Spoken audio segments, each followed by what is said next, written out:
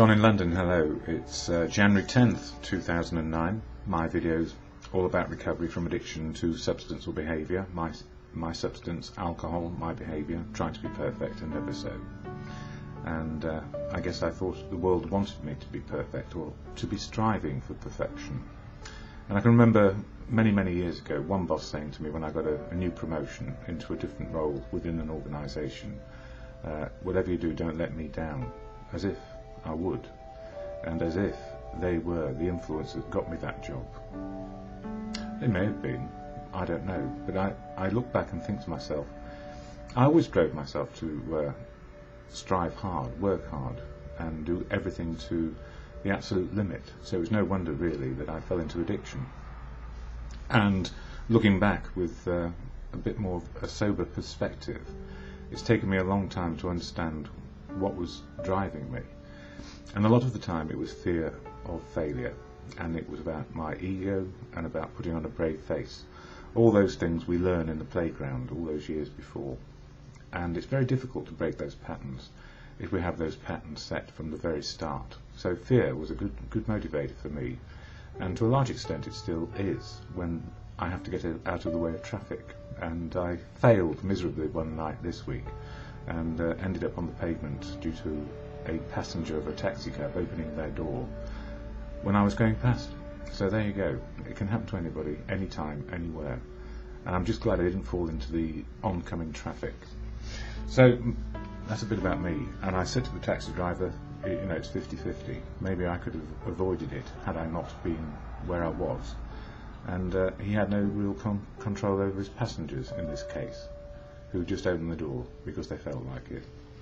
So some things we are powerless over, and I've come to understand that I'm powerless over alcohol, people, places and things as well. So rather than try and control the world, I've learned that it's better not to control anything, but to try and get to a place of good choices, simply good choices based on my surroundings, where I am, who I'm with and the place I sit in. So there's no alcohol in my flat, and I don't want to put myself through that aggravation or that taunting of my inner being, which might be persuaded one day that it might be a good idea to try it again. And what keeps me clean is the fellowship of Alcoholics Anonymous. And it's part of the story. There are professional people who were involved along the way, medical support, and a very good hospital nearby which revived me when I'd gone too far. And those are things I have to admit because it's part of me. I was a bit of a failure when it came to stopping drinking, and without help and support I wouldn't have done it. I tried willpower and self-will and obsession, and the obsession of willpower, and it was bound to fail, because if we try to use our willpower, our self-will will fail. I know that. I've learned it. And the Fellowship of AA, meetings all over London, 600. I'm very lucky and very fortunate to be in a capital which actually knows and understands that AA needs a place to be, and we find church halls and God knows what else around the capital where we can have our meetings. And at meetings we always share this preamble, and it goes like this. Alcoholics Anonymous is a fellowship of men and women who share their experience, strength and hope with each other, that they may solve their common problem and help others to recover from alcoholism. The only requirement for membership is a desire to stop drinking. There are no dues or fees for AA membership.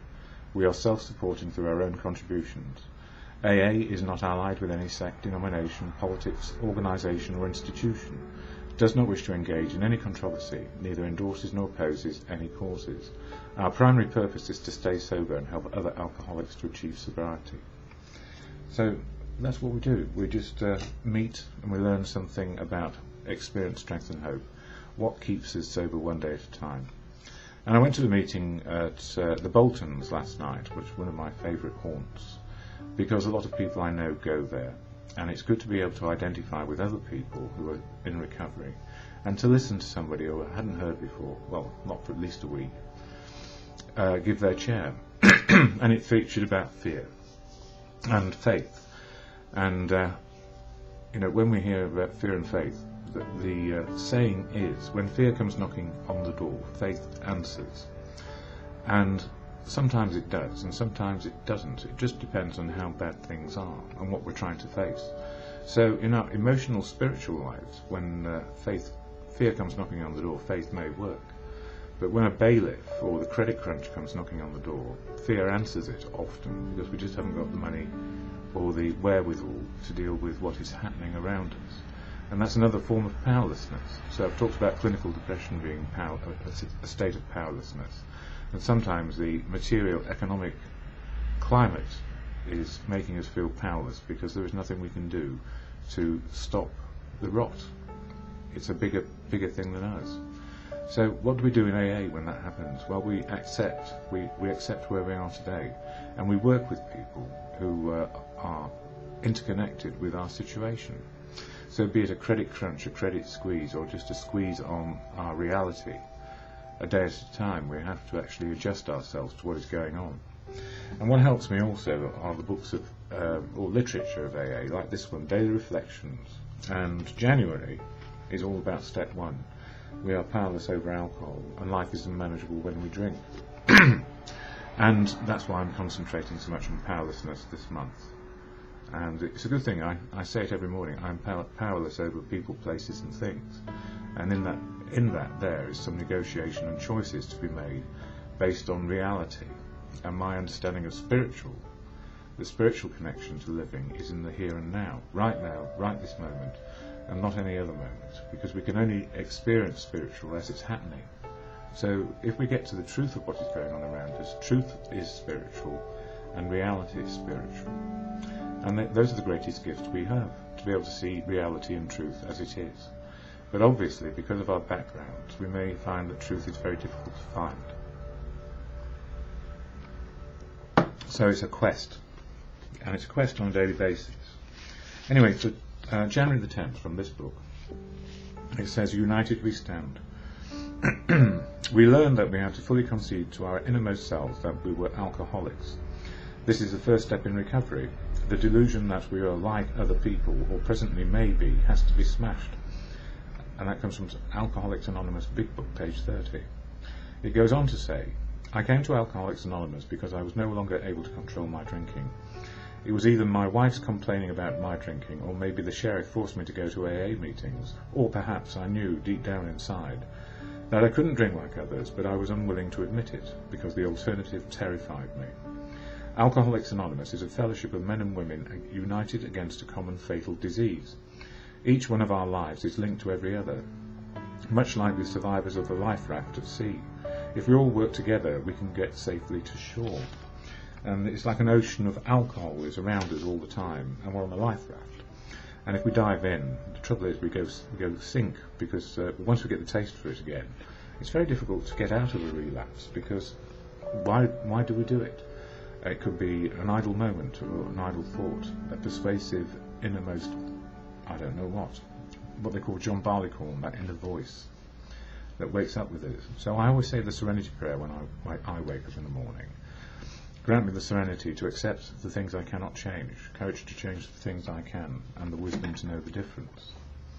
And the other book I use is As Bill Sees It. And I'm working my way through, I'm nearly at the end of it, and then I'll start again, because they all work on different days. Welcome criticism. Thanks much for your letter of criticism. I'm certain that had it not been for its strong critics, AA would have been made more slow progress. For myself, I have come to set a high value on the people who have criticised me, whether they have seemed reasonable critics or unreasonable ones. Both have often restrained me from doing much worse than I actually have done.